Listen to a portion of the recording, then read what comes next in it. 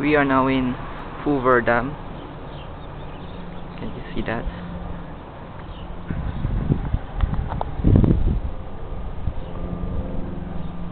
So peaceful here.